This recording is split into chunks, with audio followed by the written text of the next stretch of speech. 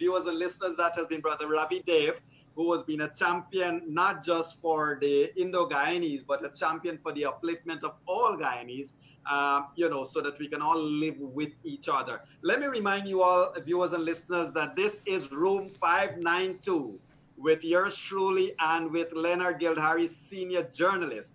And in this room here, this little corner called Guyana, we seek to unleash the truth. We're going to get down to the hard talks now. And before we get to Mr. Sase Gunraj, I want to tell you, viewers and listeners out there, that we're here every Monday, Wednesday, and Friday at 7:30. And Leonard, on Wednesday, we're actually going to look at the state of the Guyanese economy. We're going to have a hard, deep look at the Guyanese economy on Wednesday. But for now, the talk of Guyana, the interest of Guyana, it's what's not happening with the elections. But, to this point, Leonard, you want to say anything, sir, before we go to Mr. Gunraj? Well, absolutely. Yeah. One of the questions that I want to put him in the hot seat, the gloves are off now. And should the Guyanese people hold all commissioners accountable for what is happening here? I want to ask you that, sir.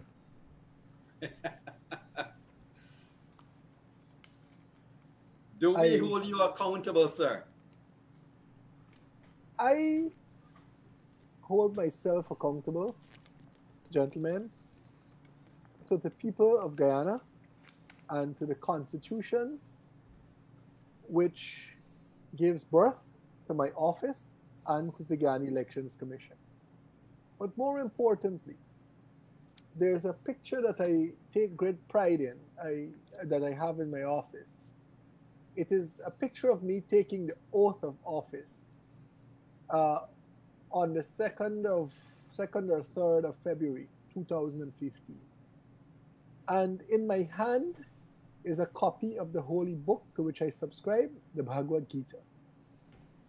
I believe that when we take oaths, we need to give meaning to them, and we need to be serious about them. And it is by no coincidence that every important office, starting from the president, the prime minister, the chancellor of the judiciary, all puisne judges, all Court of Appeal judges, judges of the Caribbean Court of Justice, all important offices have enshrined as part of their structure that the office holder must take an oath. If we remind ourselves frequently, I try to remind myself several times a day of the oath that I took. And you bear true faith and allegiance to the laws of Guyana. And if we do that, we could get a very far way. So I'm happy to be held accountable. And it is in the knowledge that I am being held accountable that I try to discharge my functions and my duties every single time, every single day, in keeping with what I believe is the best adherence to the laws that govern my office. Correct. Well, thank you for that, because, indeed, all of Guyanese, if never before, from March the 3rd to now, 63 days have passed, and every single Guyanese, young and old, have suddenly gotten a rude awakening to this thing called Guyanese politics and elections, GECOM. And Mr. Gunraj, as you may know, as you rightly said on one of our other shows, if this thing was not such a serious matter, it would probably be the biggest joke of the century. But it is so serious. So, sir, let's get to the hard talk. What's happening with recount and where are we? I'm happy that you asked me that question today because I have a few answers to give. The journalists that Leonard sends outside of GECOM to badger me after every meeting, sometimes they get impatient when we meet for hours and we emerge and cannot give definitive answers as to decisions that we might have taken during those meetings. I'm happy to report that there is a gazetted order It's making its rounds all the way, all around the media. It's officially released. It's in the official gazettes. It's a public document. I have some reservations as to the content of it, because I would have liked to see certain things different in it. In fact, since the publication of that order, I've been badgered all evening with questions about specific parts of it. And that, of course, goes back to the heightened interests of the Guyanese public and the public at large, perhaps outside of the shores of Guyana, as to what is happening in Guyana. That being said, I would have liked to see a couple of different things in that order, because recently you've heard me singing a hymn, as it were, for transparency. I mean, my quest for transparency at the Guyana Elections Commission is not a new one. So the order is there. It is published. I believe that we have worked out all of the modalities that needed to be worked out to have everything in place for a start bright and early on Wednesday morning, 6th of May. Great. So we are going to have a start of the recount 6th of May, Leonard, and that is a momentous occasion that you and I on a number of occasions would have discussed whether it was going to even happen this month. So that's the good thing. I know that you have some other things, Mr. Gunraj, Commissioner Gunraj, to discuss with us, but I wanna throw this hard one at you. What is it in this order that is telling us that at the end of the recount, it doesn't mean that there will be a declaration of the results of the recount? There seems to be some questions there. That is one of the questions that I'm being badgered with all this evening.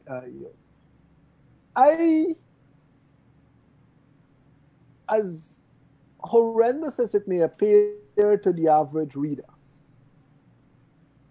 and while I would have preferred, and I in fact advocated for that to be articulated with different language, I am part of a collective in which the majority view has, of course, to carry, regardless of how strenuously I advocate my minority position. The reality is that at the end of the process, results will be generated. And those results, of course, will be public, because there are provisions, as you have seen in the order, for the publication of results by district as they are concluded. In simple terms, and my expectation is that when that is done, it is brought to the commission. The commission looks at it and determines, well, yes, these are the authentic results, etc., from the recount process, and decides, look, we're going to use this for the declaration, and this should form the basis of the declaration. I would not want to inject or try to dissect it unnecessarily and to imbue into it unnecessary confusion as well. Okay. It's a simple process. When it is done, it comes to the commission decides, deliberates, and declares the results. But you would have been asking a lot of questions in your life as an attorney at law. So now you're facing the question. Let me ask you this. Let me throw it back at you. Everything was supposed to have been simple than it was for the past 63 days. And with the feeling that the public has, how are we assured that such a simple thing will be simply managed properly? To answer your immediate question, I'll take one step back. And I'm not even sure that I want to say this on a forum as public as this. But the reality is that I should.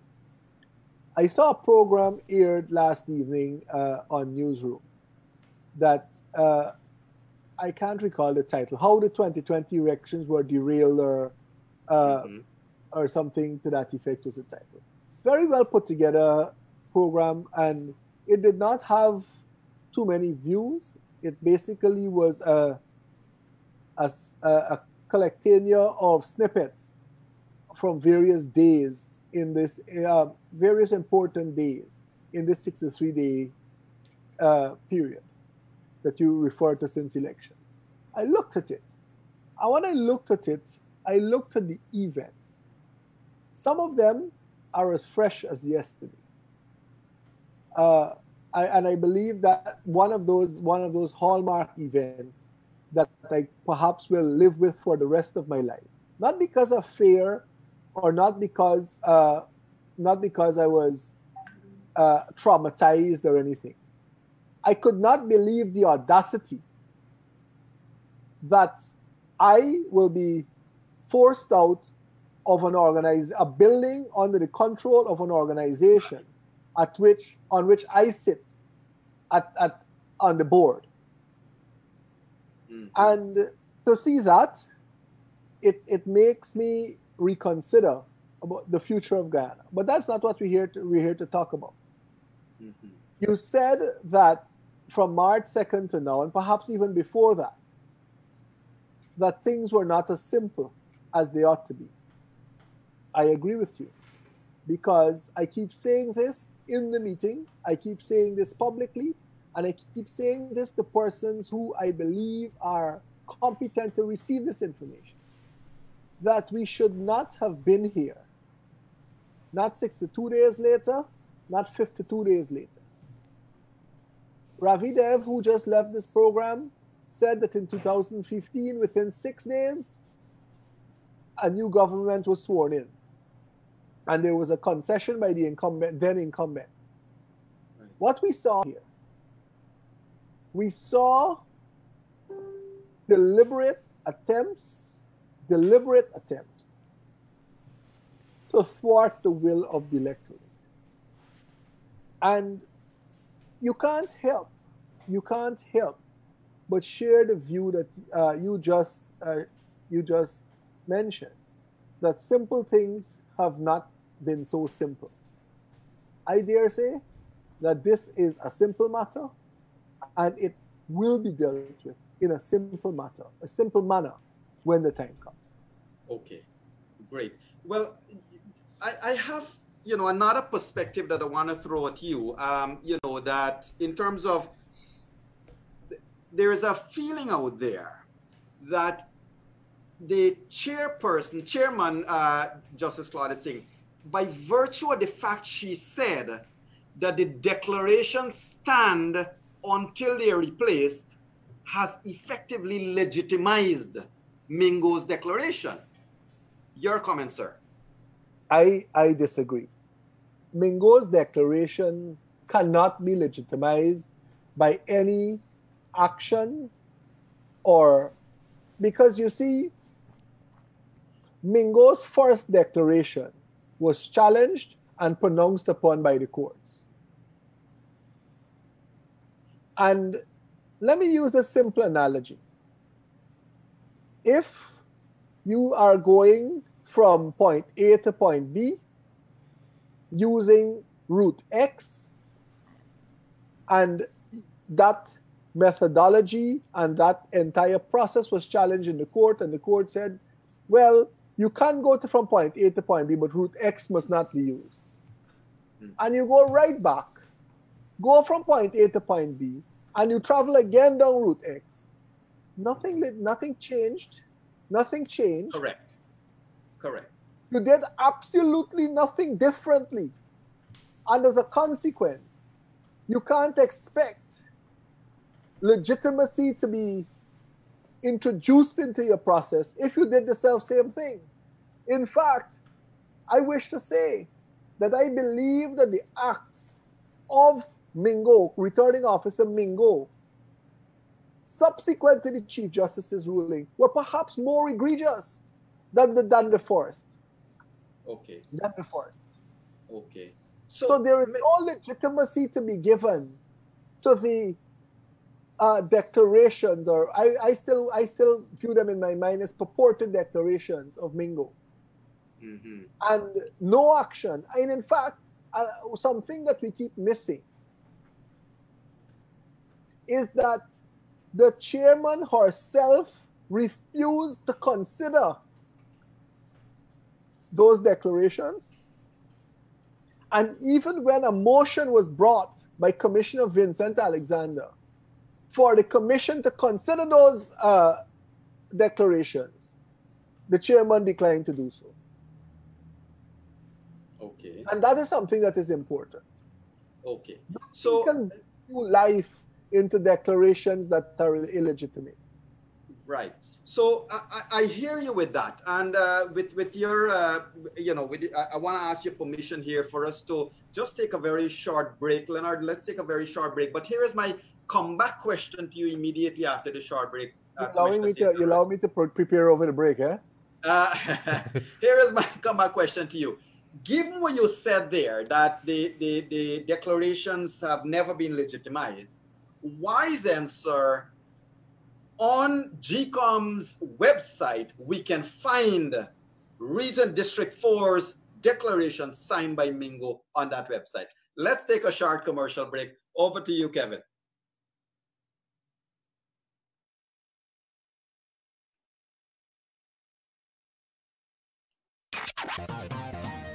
Culture Radio, keeping you informed. Demerara and Essequibo 99.1 FM. Berbice 99.5 FM. Culture Radio. Leonard? Beaming across the counties of Essequibo, Demerara, and Berbice, this is Culture Radio 99.1 and 99.5 FM. Culture Radio, the radio with a difference. Enjoy Free Night Talk with Digicel, the curfew edition. Get unlimited free talk to any Digicel number between 10 p.m. to 6 a.m. All you have to do is top up $1,000 or more every day before 6 p.m. to enjoy unlimited free talk. That's a whole lot of gaff. No more boring nights. You can now call your mommy, daddy, your bestie, your boo, even granny to tell them all that Digicel unlimited free night talk is back. Terms and conditions apply. Digicel, there with you. Unleash the truth in Room 592 with Dr. Yog Mahadeo and his co-host Leonard Gildharie, keeping the most important matters on the front line: elections, economics, politics, and much more. Room 592 on Culture Radio 99.1 and 99.5 FM. Culture Radio. Covering Guyana from coast to coast. Demerara and Essequibo 99.1 FM. Berbice 99.5 FM. Culture Radio. Elections, economics. And we are back in Room 592 with Dr. Yog Mahadeo and his co-host, senior journalist of Culture News, Leonard Gildharie. And today they have as guest, they have as guest opposition-nominated GECOM Commissioner, Mr. Sase Gunraj. Good evening, gentlemen. Good evening. And we are back. And Commissioner, straight at you.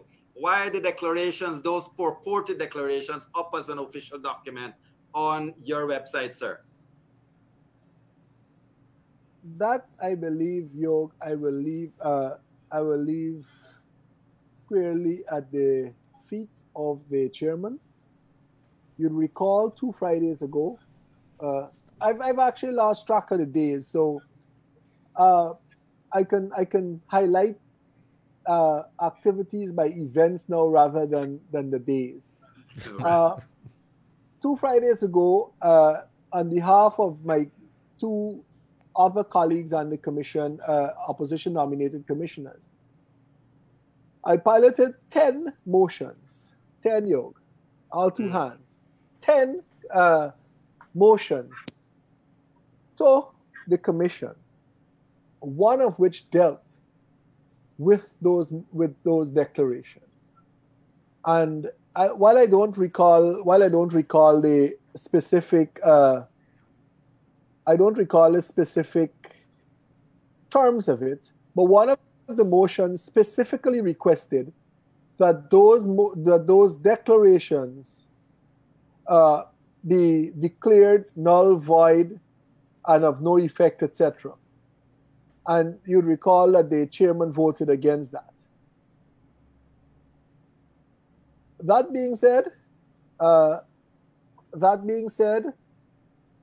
In fact, give me 1 second, and I will read the exact motion.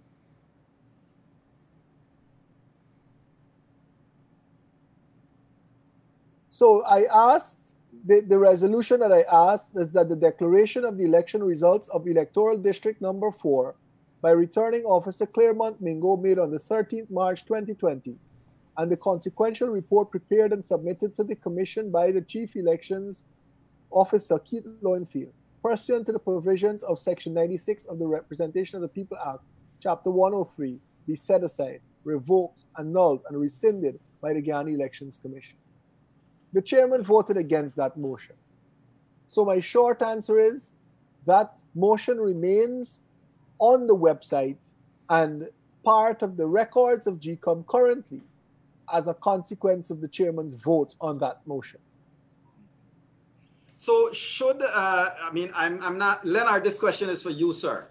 Should private citizens of this country probably now take or seek to take legal action against GECOM? Because if that declaration, if hear me out, if Madam Claudette Singh swore in an affidavit to Chief Justice Roxanne George to say, I will undertake to do a recount, it means anything that caused her to make that decision is null and void, is vacated.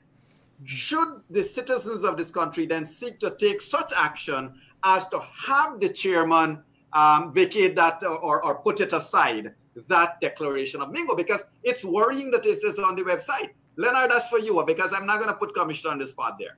Well, I'm not any lawyer, but what I could say to you is I'm going to echo his words a little earlier, in which the good commissioner, also a lawyer, would have said that the court has ruled. That's one.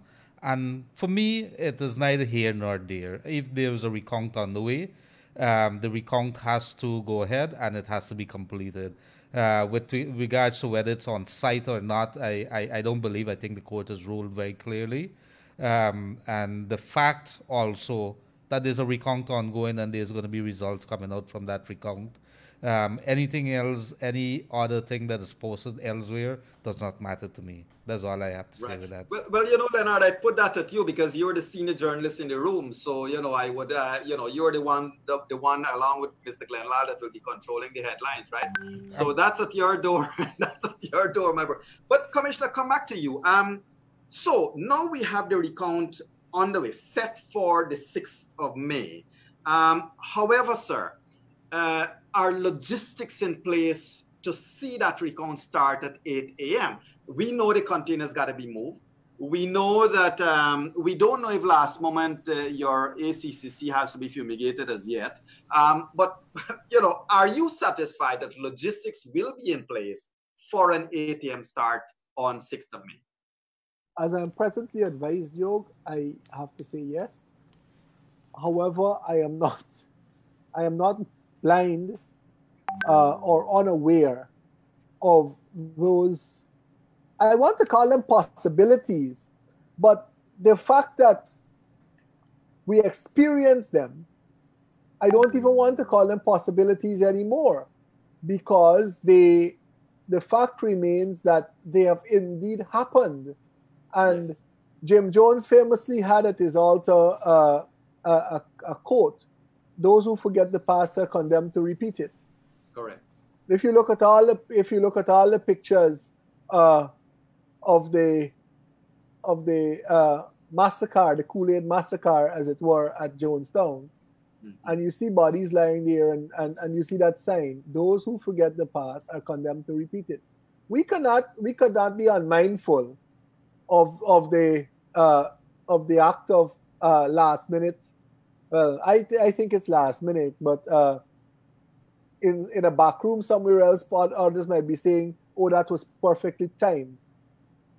Fumigation of the convention center, of removal of persons who included international and local observers, party representatives, etc., by riot police.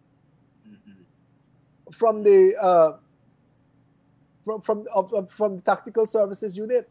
We also remember the manhandling of my colleague Commissioner Robeson Ben, who insisted that some facility be put in place to have the containers monitored. And then all of this happened, and all of this delay occurred while what was happening? And you know, I must say this. That evening of the 16th of March, when we were all gathered at that convention center, anxious as hell as to what the next steps were. We had a high-level team from CARICOM sitting, waiting, I believe, I'm sure, anxiously to get this show on the road. You had persons gathered there, and everyone was taken by shock and surprise when they were put out of the facility.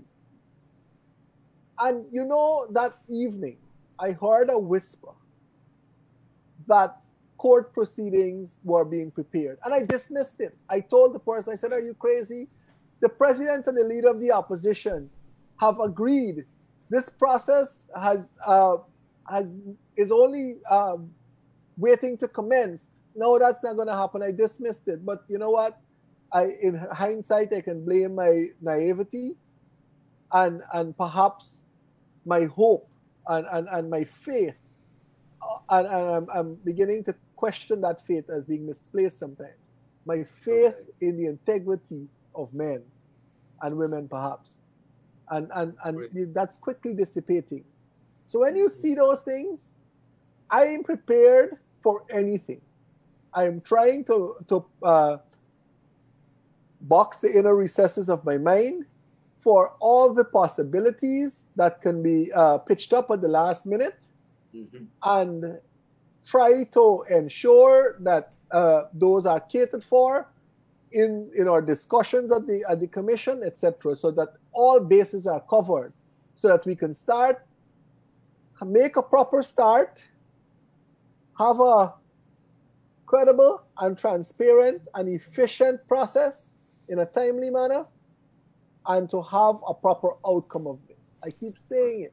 I want to revert to what you asked me in the beginning about whether I'll be held accountable. I feel personally accountable to the people of Guyana that 62 days or 60-odd days later, that we cannot deliver results.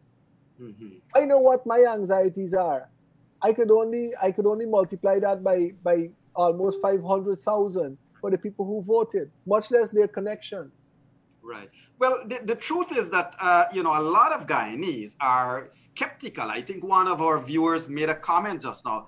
A lot of people like Andre Ramana is skeptical as to whether the recount is going to be completed. As you know, we are running into one hurdle or the other. And now the world would have learned, if you check the tweets, you would have seen the U.S. government make a statement on the Carter Center. And just quickly to viewers out there, if you want to see a copy of the order that was gazetted, you can find it, Order 60 of 2020. You can find it on the GECOM website. So you can go and read it up yourself and, help us ask Mr. Gunraj questions when he returns. Commissioner Gunraj, it's been great to have this chat with you, and we're going to wrap up our program tonight because it's been a little prolonged night. We plan to go for an hour, but we have done an hour 30. But sir, I wish that I could say to the Guyanese population to be very optimistic, and I will say so. We are eternal optimists, and it's good to be, knowing that people like yourself and other commissioners and so forth, they're looking after the interests of the people. However, sir, I would want to ask you, just before I hand over to Leonard, what are your positive vibes for Wednesday, sir? Just like you, Yog, I am an eternal optimist. And I'm happy that Andre is looking, because I know that he tags me very often on Facebook and asks me these very questions. So I'm not new to the skepticism that is being expressed by people like him, and for many other persons. But let me say this. A moment ago, I spoke about the perhaps misplaced faith that I have in my fellow man. But I believe that there is good in all of us. And I want to remind, I keep doing this too often. I want to remind every single person who has a part to play in this process, whether you're a GECOM employee, whether you're a police officer charged with responsibility for crowd control or monitoring ballot box movement or whatever, whether you are a party agent observing the process, whether you are an observer, each person, or whether you're a commissioner, each person has a defined role in this process. Mm-hmm.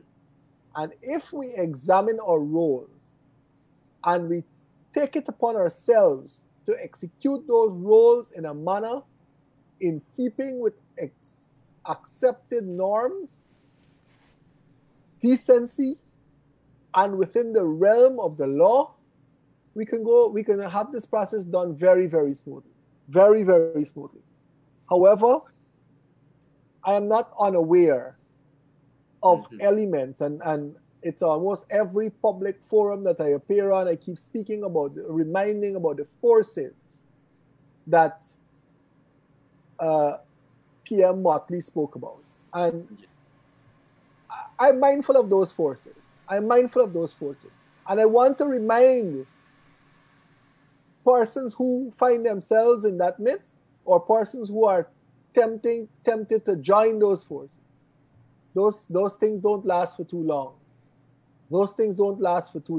And the last thing I want to touch on, Yog, before I leave, I believe that it is very unfortunate that an important stakeholder like the Carter Center that has provided support to the Elections Commission from 1992 or perhaps before 1992, unbroken up to the current election, is being treated in such a manner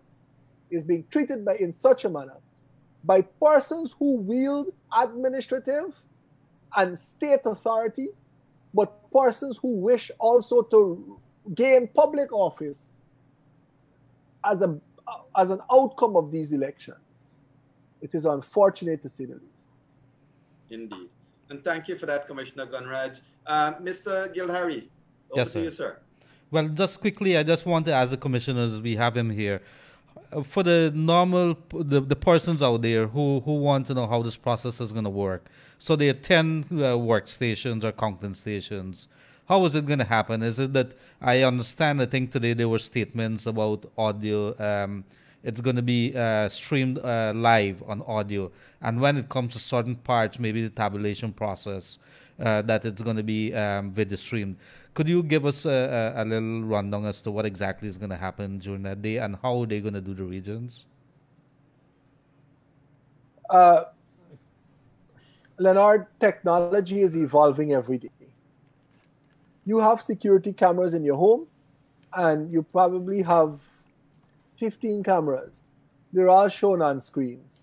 If you want to see what's happening in your backyard, you can click on that screen for a greater view, and to have, well, in this case, there's no view, there's audio. If you want to click in, and there's a reason why 3 of us are in this Zoom meeting, and all 3 of us are not talking at the same time. But consider that each of us was speaking at the same time. Each of us can be compartmentalized, and which one you choose to view, you can view.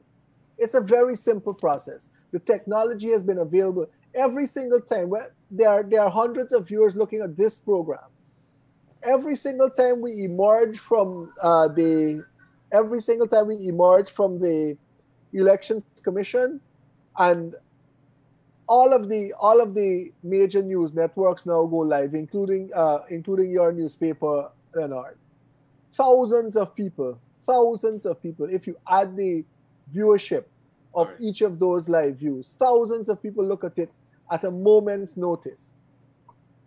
Are you telling me that people do not have access to simple technology, and people who have been so interested in this process will not avail themselves of it? It could be broadcast to social media. It could be broadcast on a specific website. Any manner of ways. Any manner of ways. It's a very, very simple process. As for me, I would have hoped that the entire proceedings would have been broadcast, video and audio. Because I believe if you have nothing to hide, you shouldn't have a difficulty in opening up your process to scrutiny. Right. But here we are. Like I said, I believe that everything can and ought to be in place for an early start on Wednesday, and for this process to proceed unhindered and properly to completion.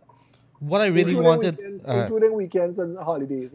What I really want to get from you, Commissioner, is are they going to do Region 1, Region 10, Region 9? How is it going to go? You have 10 workstations. How is it going to go? You've seen the order says, and that, of course, is something that I advocated against, but I'm not here to rehash that.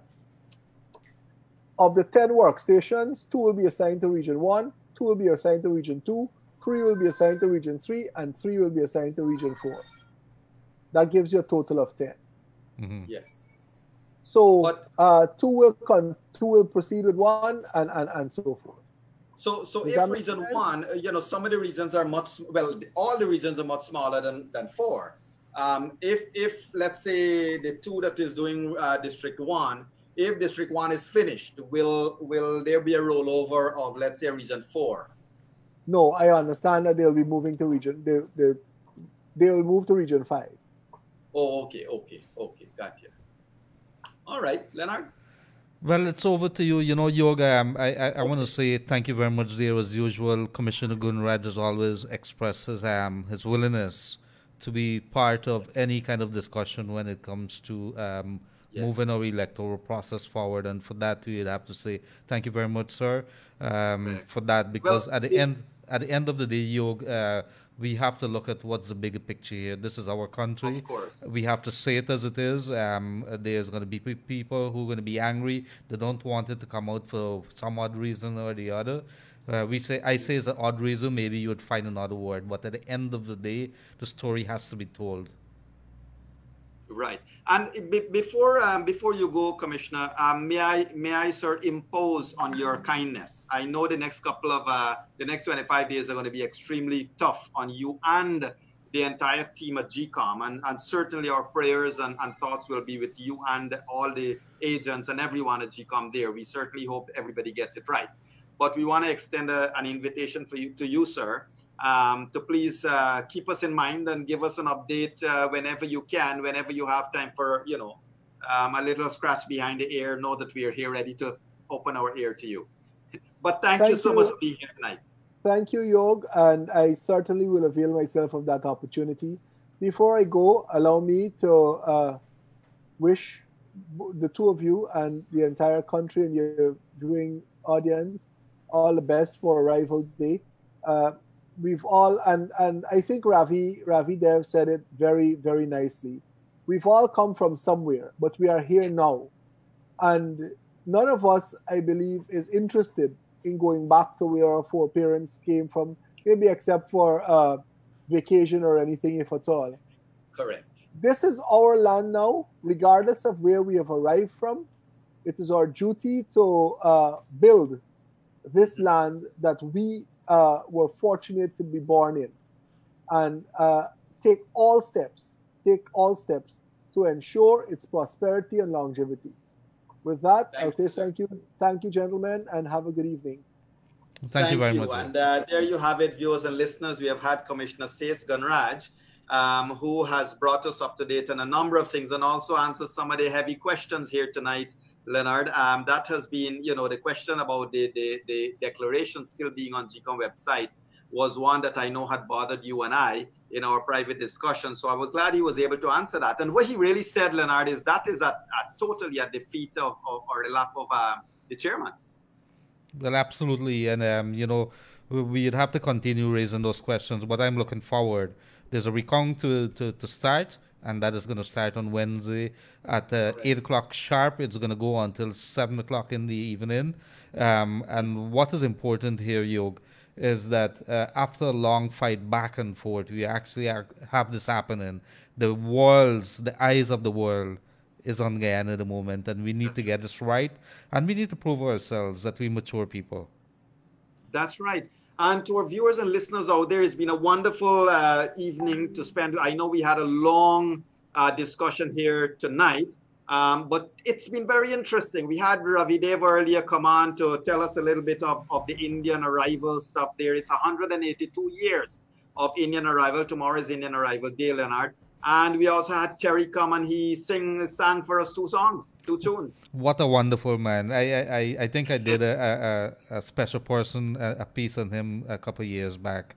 But I can remember the days where National Park was filled to capacity when the boy Terry Gunraj came, and he burst into this world in a very big way. And of course, Guyanese Babu and all those big songs, I grew up with it. Yeah. But what is important, Yoga, to back straight to this thing, two things that we should pay attention to. In a couple of hours, we're going to start that recount. But today we are also seeing 10 new cases of COVID-19, and that is something I'm really, really worried about. But I want to say congratulations to you, Yog. You're my dear friend. This is a wonderful initiative. I had a tons of fun listening to Terry, and of course, I had to step back a little. Ravi Dev is in the class by himself, and listening to him, it really raises the bar when it comes to discussion on some issues in Guyana. And of course, it's a learning process for myself as well. Being in a different arena from the newsroom, we have to raise the bar. And I will say thank you very much for giving me the opportunity to be part of this. Thank you. And viewers and listeners out there, please know that tomorrow, both Mr. Gildharie and I, he is the host of the daytime show, and Elections Watch, COVID Watch. So tomorrow, Leonard, tell us of your guest. Well, we do happen to have a man, and that man there is none other than the High Commissioner, the British High Commissioner, Greg Quinn. Always been a very straight-up man when it comes to talking about what is on his mind. Sometimes you wonder if he's Guyanese more than a diplomat. But there's lots of questions now. The British ABC and EU, they have been making some statements along with a lot of other organizations when it comes to elections 2020, Yog.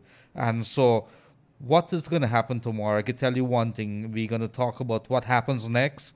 And of course, the diplomats are under pressure at the moment. There was that one plane ride on elections day ending up in Essequibo. And of course, some column that came out that really painted that trip.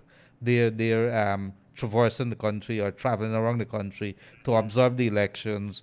There's a bad light being shed on it, and of course I believe that he's going to be eager to bring the other side of the story, and there are always more than one side to the story, Yog. So over to yourself, and thank you very much.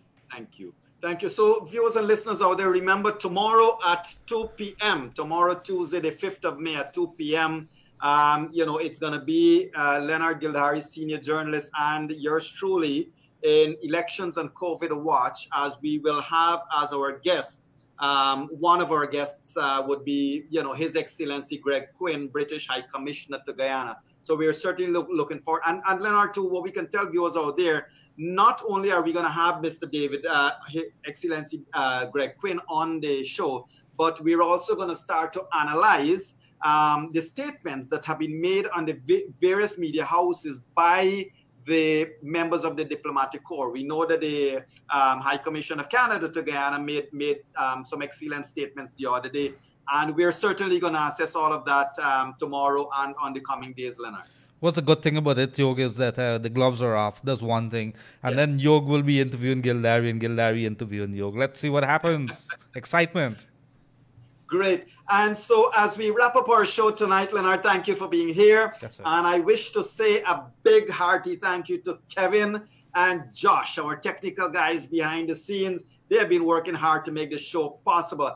But, Leonard, we cannot say it enough. A big thank you to Kaiser News, the newspaper itself, the entity, and of course, to a man with a very, very big heart who really has Guyana in his heart in the right place, and that is Mr. Glenn Lal. So a big thank you to Glenn Lal. Absolutely, Leonard? Absolutely. Yeah, when we took this idea to Glenn Lal to have this show, I must tell you, brothers and sisters, viewers out there, listeners, that Glenn Lal immediately welcomed the idea of having a in-depth analytical evening discussion. And so I want to welcome you all that 592, room 592 is where we are unleashing the truth, as we did with Commissioner Sase Gunraj earlier tonight, asking him the tough questions. The gloves are going to be off. And on Wednesday coming, Leonard, we're going to have Joel Bagwande, and we're going to be looking at the Guyana economy. We're going to be looking at taking an in-depth view of where we are. What's the status of the exchange rate? What's the status of the productive and non-productive sector, given that elections are here or elections are stalled, and also COVID is here. So it's going to be an interesting Wednesday evening as well. Absolutely, there, Yog. And so as we wrap up, and of course Yog will do the honors, he is the host of the show. I'm just a sidekick at the moment. The roles have changed somewhat there. But of course, as always, it's been a pleasure with you joining us from wherever you are, all across the Caribbean. And Yog, one of the things that I noticed that people from all over the place, they're from New Jersey, from New York, from Canada, people even tuning in from United Kingdom, and we know there's a difference there. I really had a ball tonight. Terry Gunraj, yes, must come back to him. Yes. So thank you very much, Yog, and over to you. Thank you. And thank you all viewers and listeners, and have a great night. Tomorrow is Indian Arrival Day, and let us spare a prayer for our ancestors, as well as spare a prayer for our descendants. Let's hope we can, on the 6th of May, let's hope we start a new journey that will see us put election 2020 behind us. Ladies and gentlemen, once again from room 592, we say have a great night, all of Guyana, across the Caribbean and the UK, USA, and the wider world. Good night, everyone. Leonard, to you, Kevin, Josh, Gildharie, to you, Leonard, Gildharie, and of course, Glenn Lal, Abbey Tunes Radio. Have a great night, everyone. Good night. See you tomorrow on Elections Watch with Leonard Gildharie. Good night, everyone. Unleash the truth in room 592 with Dr. Yog Mahadeo and his co-host Leonard Gildharie, keeping the most important matters on the front line: elections, economics, politics, and much more. Room 592 on Kaiser Radio 99.1 and 99.5 FM.